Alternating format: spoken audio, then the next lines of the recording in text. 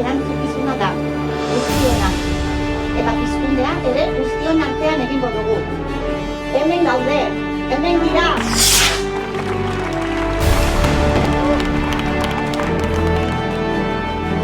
Gora Euskal Herria euskalduna! Eta borrokan segituko dugu beharra bateno. Hizkuntza baten alde.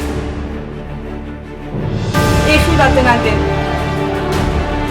Hiru gehiago batuketak bat emaitza ukan arte. Euskara da bide bakarra.